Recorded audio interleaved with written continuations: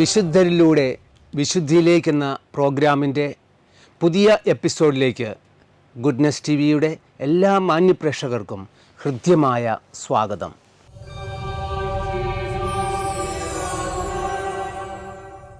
അസാധ്യകാര്യങ്ങളുടെ വിശുദ്ധ എന്നറിയപ്പെടുന്ന കാസിയായിലെ വിശുദ്ധ റീത്തായുടെ ജീവിതമാണ് നാം ഇന്ന് ധ്യാന വിഷയമാക്കുന്നത്.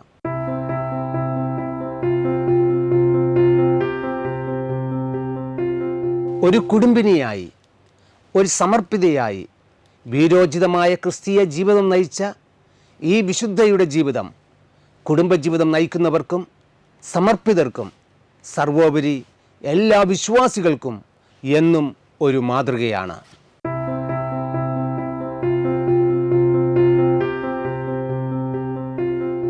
സ്വന്തം മക്കളുടെ ആത്മാവ് നശിക്കുന്നതിനേക്കാൾ ഭേദം അവരുടെ മരണമാണ് എന്ന് പ്രഖ്യാപിച്ച ഒരമ്മ. ഓ നാഥ, ഒന്നുകിൽ എൻ്റെ മക്കളുടെ മനസ്സ് മാറ്റിത്തരിക, അല്ലെങ്കിൽ അവരെ അങ്ങ് തിരികെ വിളിക്കുക. അവരുടെ ആത്മാവ് നശിക്കുന്നതിനേക്കാൾ ഭേദം അവർ ആ പാതകത്തിൽ വീഴുന്നതിന് മുമ്പേ മരിക്കുന്നതാണല്ലോ എന്ന് പ്രാർത്ഥിച്ച ഈ വിശുദ്ധയുടെ ജീവിതത്തിലൂടെ ധ്യാനപൂർവം നമുക്ക് കടന്നു പോകാം.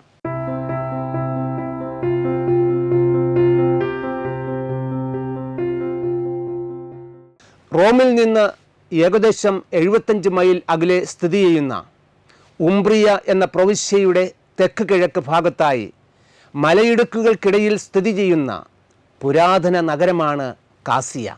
കാസിയ നഗരത്തിൽ നിന്ന് 3 മൈൽ അകലെയുള്ള റോക്കോ പെറോന എന്ന കൊച്ചു ഗ്രാമത്തിലാണ് വിശുദ്ധ റീത്ത ജനിക്കുന്നത്.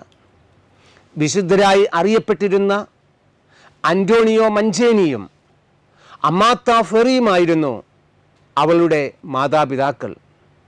ഗ്രാമവാസികളുടെ തർക്കങ്ങളും പ്രശ്നങ്ങളും പരിഹരിക്കുവാൻ ജനങ്ങൾ ഏവർക്കും സുസമ്മതനായ അന്റോണിയെയാണ് സമീപിച്ചിരുന്നത്.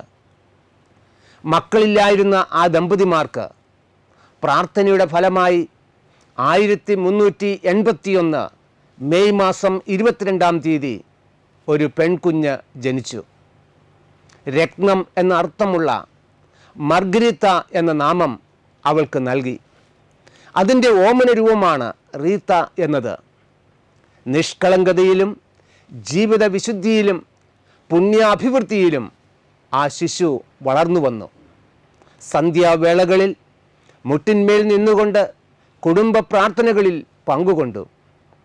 തൻ്റെ ഭക്ഷണത്തിൻ്റെ ഒരു ഭാഗം അവൾ എന്നും പാവപ്പെട്ടവരുമായി പങ്കുവച്ചിരുന്നു. റീത്തയ്ക്ക് 12 വയസ്സായി. അന്നത്തെ പതിവനുസരിച്ച് പെൺകുട്ടികളുടെ ഭാവി തീരുമാനിക്കുന്ന പ്രായം. ഒരു കന്യാസ്ത്രീ ആകണം എന്നതായിരുന്നു അവളുടെ ആഗ്രഹം. എന്നാൽ ഏകമകളെ സന്യാസത്തിലേക്ക് അയക്കുവാൻ മാതാപിതാക്കൾ സമ്മതിച്ചില്ല. ഏകസ്ഥ ജീവിതം നയിച്ച് പ്രാർത്ഥനയിലും ധ്യാനത്തിലും കഴിഞ്ഞ് മാതാപിതാക്കളെ ശുശ്രൂഷിക്കാമെന്ന അവളുടെ തീരുമാനവും അവർ അംഗീകരിച്ചില്ല. അവസാനം മാതാപിതാക്കളുടെ നിർബന്ധപ്രകാരം ഫെർഡിനാൻഡോയെ ഭർത്താവായി അവൾ സ്വീകരിച്ചു.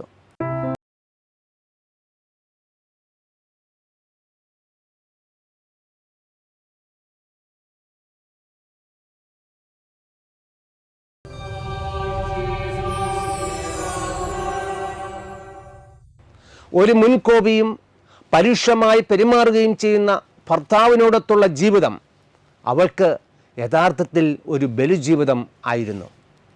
ചൂതുകളിയും മദ്യപാനവും വഴി പണം മുഴുവൻ ഫെർഡിനാൻഡോ ധൂർത്തടിച്ചു. മദ്യപിച്ച് വീട്ടിലെത്തിയിരുന്ന അദ്ദേഹം ശാരീരികമായും റീത്തായെ പീഡിപ്പിച്ചു.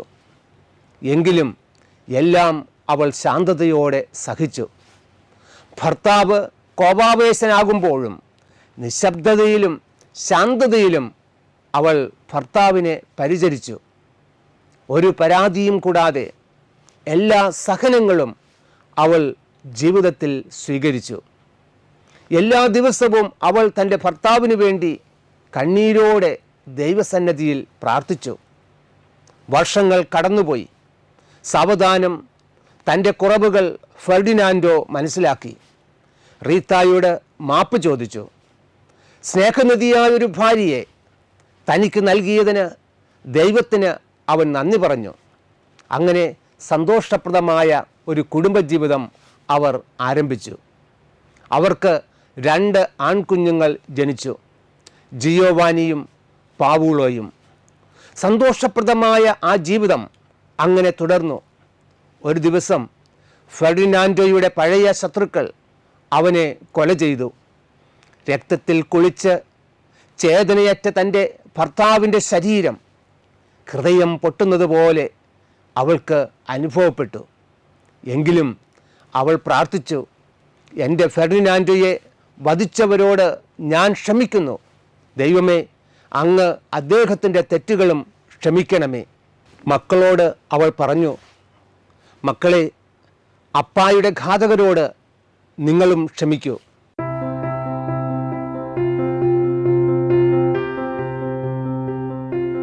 കാലങ്ങൾ കടന്നുപോയി. മക്കൾ വളർന്നു വന്നു.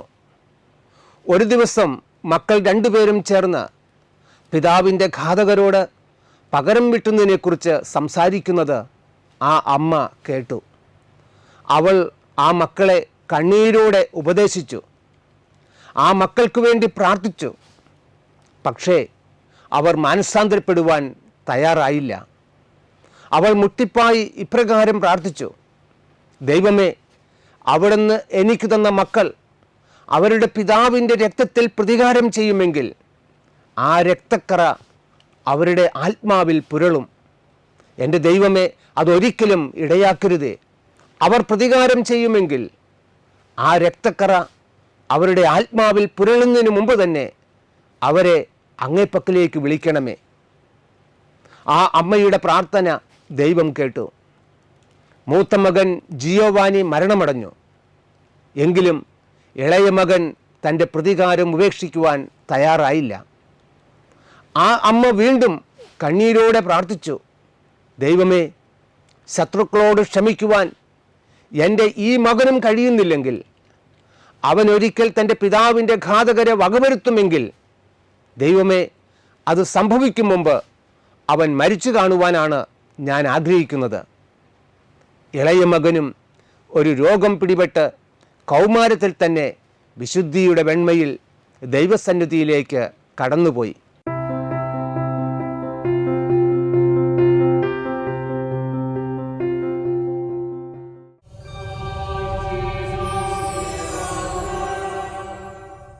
റീത്ത ഉപവാസത്തിലും പ്രാർത്ഥനയിലും തൻ്റെ ജീവിതം കഴിച്ചുകൂട്ടി. ഒരു ദിവസം പ്രാർത്ഥനാവേളയിൽ യേശുവിൻ്റെ സ്വരം അവൾ കേട്ടു, റീത്തെ, എഴുന്നേൽക്കുക, എൻ്റെ മണവാട്ടി വേഗം വരിക. തൻ്റെ കുട്ടിക്കാലത്ത് മാതാപിതാക്കളുടെ ആഗ്രഹപ്രകാരം താൻ ഉപേക്ഷിച്ച സന്യാസത്തിലേക്കുള്ള വിളിയാണ് അത് എന്ന് അവൾ തിരിച്ചറിഞ്ഞു. മാതൃകാപരമായ കുടുംബജീവിതത്തിനു ശേഷം ലോകത്തിന് അനുഗ്രഹമായി തീരുവാൻ, സമർപ്പിത ജീവിതം നയിക്കുവാൻ അവൾ ആഗ്രഹിച്ചു. ഒരു ദിവസം അവൾ കാസിയായിലെത്തി മഡലേന സന്യാസ ഭവനത്തിലെ മഠാധിപതിയെ തൻ്റെ ആഗ്രഹം അറിയിച്ചു. പക്ഷേ അവളുടെ ആഗ്രഹം നിരസിക്കപ്പെട്ടു. തന്നെ അവിടെ ഒരു ജോലിക്കാരിയായെങ്കിലും സ്വീകരിക്കണമെന്ന് അവൾ അപേക്ഷിച്ചു. എന്നാൽ അതും അവർക്ക് സ്വീകാര്യമായിരുന്നില്ല. അങ്ങനെ വീട്ടിലേക്ക് തിരിച്ച അവൾ കഠിന തപശ്ചര്യകളിലൂടെയും പ്രാർത്ഥനകളിലൂടെയും ഉപവാസങ്ങളിലൂടെയും തൻ്റെ ജീവിതത്തെ വിശുദ്ധീകരിച്ചു. ഒരു ദിവസം രാത്രിയിൽ ആരോ വാതിലിൽ മുട്ടുന്ന ശബ്ദം അവൾ കേട്ടു. ഒരു അശരീരിയും അവൾ ശ്രവിച്ചു. വേഗം എഴുന്നേറ്റ് യാത്രയാവുക, ദൈവം നിൻ്റെ പ്രാർത്ഥനയ്ക്ക് ഉത്തരം നൽകിയിരിക്കുന്നു. നിന്നെ സന്യാസ ഭവനത്തിലേക്ക് ദൈവം തെരഞ്ഞെടുത്തിരിക്കുന്നു. അവൾ ജനലിലൂടെ നോക്കിയപ്പോൾ സ്നാപക യോഹന്നാനെ പോലെ അരയിൽ തോൽവാറും കയ്യിൽ വടിയുമായി ഒരു രൂപം. കൂടെ വിശുദ്ധ അഗസ്റ്റിനും വിശുദ്ധ നിക്കോളാസും. അവൾ വേഗം വാതിൽ തുറന്ന് അവരോടൊപ്പം യാത്രയായി. അങ്ങനെ ആ അർദ്ധരാത്രിയിൽ വിശുദ്ധ അഗസ്റ്റിൻ സ്ഥാപിച്ച കോൺവെൻറ്റിലെ അടഞ്ഞ ദേവാലയത്തിൽ അവൾ പ്രവേശിച്ച് പ്രാർത്ഥനയിൽ ചെലവഴിച്ചു. പിറ്റേ ദിവസം സന്യാസിനികൾ വന്നപ്പോൾ എല്ലാവരെയും അത്ഭുതപ്പെടുത്തിക്കൊണ്ട് ഒരു സ്ത്രീ അടച്ചുപൂട്ടിയ ദേവാലയത്തിൽ ഇരിക്കുന്നു. അവൾ അവരോട് നടന്നതെല്ലാം പറഞ്ഞു. അങ്ങനെ അവൾ ആ മഠത്തിൽ ഒരു അംഗമായി ചേർന്നു. അങ്ങനെ റീത്ത അഗസ്റ്റീനിയൻ സഭാവസ്ത്രം സ്വീകരിച്ചു. അന്തോണിയുടെ റീത്ത എന്ന പേരും അവൾ തെരഞ്ഞെടുത്തു.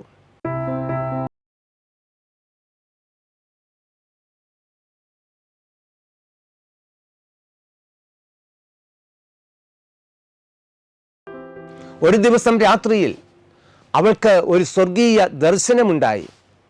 സ്വർഗവും ഭൂമിയുമായി ബന്ധിപ്പിക്കുന്ന വലിയൊരു ഗോവണി. അതിനു മുകളിൽ ദൈവം മഹത്വപൂർണനായി നിൽക്കുന്നു. മാലാഖമാർ ആ ഗോവണിയിലൂടെ ഇറങ്ങുകയും കയറുകയും ചെയ്യുന്നു. ദൈവത്തിൻ്റെ സ്വരം അവളുടെ കാതുകളിൽ മുഴങ്ങി, ഇതിലൂടെ കയറി എൻ്റെ അടുത്തേക്ക് വരിക. മഠത്തിൽ അവൾ അധികാരികളെ ഒരു ചോദ്യവും ചെയ്യാതെ അനുസരിച്ചിരുന്നു. ഒരിക്കൽ നോവിസ് മിസ്ട്രസ് അവളുടെ അനുസരണം പരീക്ഷിക്കുന്നതിനായി ഉണങ്ങിക്കരിഞ്ഞ ഒരു മുന്തിരിക്കമ്പ് അവളോട് നട്ടുനനയ്ക്കാൻ കൽപ്പിച്ചു. അവൾ സന്തോഷത്തോടെ അത് അനുസരിച്ചു. അത്ഭുതമെന്ന് പറയട്ടെ, മാസങ്ങൾ കഴിഞ്ഞപ്പോൾ ഒരു ദിവസം ആ ഉണക്കക്കമ്പ് കിളിർത്തു. അതിൽ മുന്തിരിയിലകൾ പൊട്ടിമുളച്ചു. ആ മുന്തിരി പടർന്ന് പന്തലിച്ച് പുഷ്പിച്ച് കായ്ച്ചു. 600 വർഷങ്ങൾ കഴിഞ്ഞിട്ടും ഇന്നും ഈ മുന്തിരിവള്ളി കാസിയായിലെ മഠത്തിൽ നമുക്ക് കാണുവാൻ സാധിക്കും. ലോകത്തെയും ലൗകിക വസ്തുക്കളെയും റീത്ത പാടെ പരിത്യജിച്ചു. അവൾ സന്യാസം ആരംഭിച്ചപ്പോൾ കിട്ടിയ ഒരു ഉടുപ്പ് മാത്രമേ അവൾക്കുണ്ടായിരുന്നുള്ളൂ. ആ ഉടുപ്പ് ഇന്നും കേടുവരാതെ സൂക്ഷിച്ചു വെച്ചിട്ടുണ്ട്. കാസിയായിലെ മഠം സന്ദർശിക്കുന്ന ഏവർക്കും ഇതും ദർശിക്കുവാൻ സാധിക്കും. ഒത്തിരി അത്ഭുതങ്ങൾ അവൾ ജീവിച്ചിരിക്കുമ്പോൾ തന്നെ സംഭവിച്ചിട്ടുണ്ട്. ഒരിക്കൽ അവൾ യേശുവിൻ്റെ പീഡാനുഭവത്തെക്കുറിച്ച് ധ്യാനിച്ചു കൊണ്ടിരിക്കുകയായിരുന്നു. യേശുവിൻ്റെ തിരുനെറ്റിയിലെ മുറിവുകളിൽ ഒന്ന് അവൾക്കും ലഭിക്കുവാൻ അവൾ പ്രാർത്ഥിച്ചു. അവൾ പ്രാർത്ഥിച്ചതുപോലെ അവളുടെ നെറ്റിയിൽ ഒരു മുള്ള് ആഞ്ഞു തറഞ്ഞു. വേദന കൊണ്ട് അവൾ പുളഞ്ഞു. എങ്കിലും ആ വേദന അവൾ സന്തോഷത്തോടെ സഹിച്ചു. നാളുകൾ കഴിഞ്ഞപ്പോൾ ആ മുറിവുകളിൽ നിന്ന് ദുസ്സഹമായ ഗന്ധം പുറത്തേക്ക് വമിച്ചു. ആ സമയത്ത് റോമിലേക്ക് ഒരു തീർത്ഥയാത്ര നടത്തുവാൻ അവൾ തീരുമാനിച്ചു. അത്ഭുതമെന്ന് പറയട്ടെ, അവളുടെ മുറിവ് പെട്ടെന്നുണങ്ങി. റോമ സന്ദർശനം കഴിഞ്ഞ് തിരിച്ചു വന്ന ഉടൻ ആ മുറിവ് വീണ്ടും പ്രത്യക്ഷപ്പെട്ടു. ഒരിക്കൽ അവളുടെ അടുത്ത ഒരു ബന്ധു അവളെ സന്ദർശിച്ചു.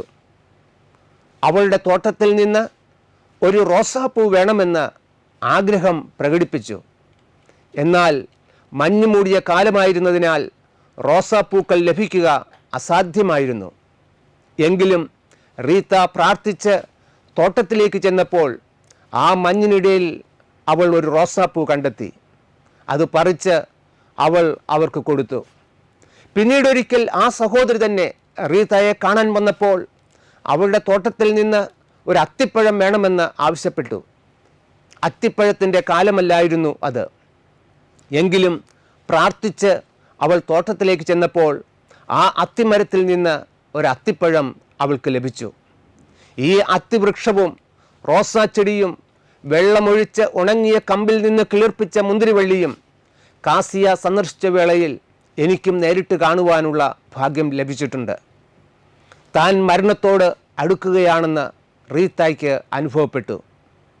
മറ്റ് സഹോദരിമാരോട് അവൾ പറഞ്ഞു, മരണമെന്നത് ലോകത്തിന് നേരെ കണ്ണുകൾ അടയ്ക്കുകയും ദൈവത്തിന് നേരെ അവ തുറക്കുകയും ചെയ്യുക എന്നതാണ്. അവൾ ആവശ്യപ്പെട്ടതനുസരിച്ച് അവൾക്ക് രോഗീലേപനം നൽകി. എല്ലാവരോടും ക്ഷമ ചോദിച്ചു. മദറിൻ്റെ അനുഗ്രഹം അവൾ വാങ്ങിച്ചു. എല്ലാവരോടുമായി അവൾ പറഞ്ഞു, എല്ലാറ്റിനുമുപരി ദൈവത്തെ സ്നേഹിക്കുക.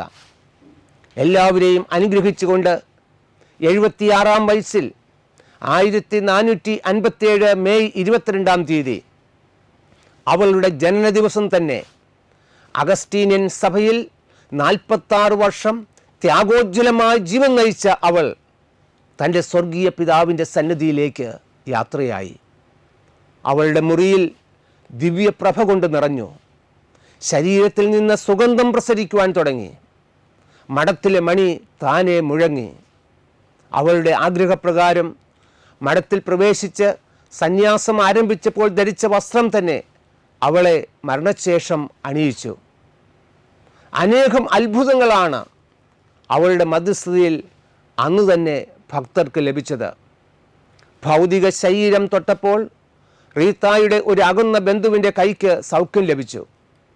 കൈയും കാലും അനക്കാൻ വയ്യാതെ അസുഖബാധിതനായ ഒരുവൻ മൃതശരീരം അടക്കം ചെയ്ത പെട്ടിയിൽ സ്പർശിച്ചപ്പോൾ ഉടൻ അത്ഭുതകരമായ സൗഖ്യം ലഭിച്ചു. മരിച്ച് 560ഓളം വർഷങ്ങൾ കഴിഞ്ഞിട്ടും ഇന്നും ശരീരം അഴുകാതെ ഇരിക്കുന്നു. അന്ന് ധരിച്ച വസ്ത്രങ്ങൾ കേടുകൂടാതെ ഇന്നും സൂക്ഷിച്ചിട്ടുണ്ട്. 1900 മെയ് 24 ലിയോ മാർപ്പാപ്പ അവളെ വിശുദ്ധ എന്ന് നാമകരണം ചെയ്തു. അസാധ്യകാര്യങ്ങളുടെ വിശുദ്ധ എന്നാണ് പുണ്യവതി അറിയപ്പെടുന്നത്. നമുക്കും വിശുദ്ധ റീത്തായുടെ മധ്യസ്ഥം യാചിക്കാം. ഈ വിശുദ്ധയെപ്പോലെ വിശുദ്ധമായ ജീവിതം നയിച്ച് നമുക്കും ഈശോയെ മഹത്വപ്പെടുത്താം. വിശുദ്ധയുടെ മധ്യസ്ഥം വഴി ദൈവം നമ്മെ ഓരോരുത്തരെയും സമൃദ്ധമായി അനുഗ്രഹിക്കട്ടെ. നന്ദി.